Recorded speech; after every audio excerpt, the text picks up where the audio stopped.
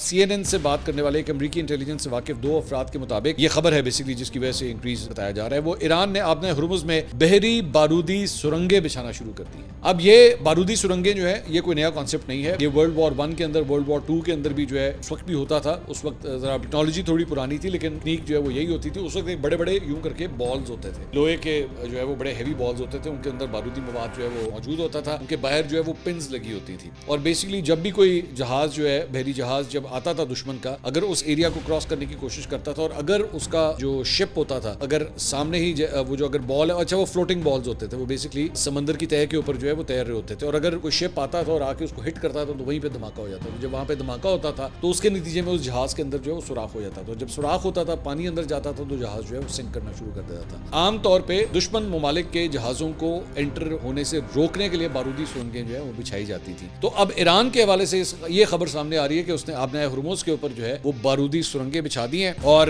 جو کہ توانائی کے حوالے سے آپ جانتے ہیں کہ آئل کے حوالے سے ایک بڑا آئل روٹ ہے، بڑا امپورٹنٹ ٹرانسپورٹ روٹ ہے، آئل اینڈ گیس کا بڑا امپورٹنٹ روٹ ہے، تقریباً 20% آپ کی آئل کی پروڈکشن جو ہے وہ یہیں سے پاس کرتی ہے۔ رائے کہہ رہے ہیں کہ جی حالیہ دنوں میں صرف چند درجن بچھائے گئے ہیں، لیکن ایران کے پاس ہزاروں نہیں تو سینکڑوں کو تعینات کرنے کی صلاحیت ہے، جو اسلامی انقلاب گارڈ کور کے ذریعے چلائی جانے والی اپنی چھوٹی کشتیوں اور بارودی سرنگوں کے 80 سے 90% تک کو برقرار رکھے ہوئے ہیں۔ بیسیکلی ایون دو بڑے بڑے شپس جو ہیں جو امریکہ کلیم کر رہا ہے کہ جی ہم نے اڑا دی ہیں، لیکن ان کے پاس چھوٹی کشتیاں جو ہیں بہت زیادہ تعداد میں بتایا جا رہا ہے موجود ہیں، اور چھوٹی کشتیوں کا جہاں پہ ان کا سائز البتہ چھوٹا ہوتا ہے لیکن ان کو ایک ایڈوانٹیج بہت ہوتا ہے، ان کی سپیڈ بہت تیز ہوتی ہے، تو ان کو پکڑنا بہت مشکل ہے۔ کشتی جتنی چھوٹی ہوگی اور اس کے موٹر جو ہے اس کے ساتھ اتنی اسٹرانگ ہے تو اس کو موو کرنا، منور کرنا سمندر کے اندر بڑا آسان ہوتا ہے۔ تو اس کے ذریعے بتایا جا رہا ہے کہ جناب یہ بارودی سرنگیں جو ہیں آبِ ہرمز میں ایران نے بچھا دی ہیں۔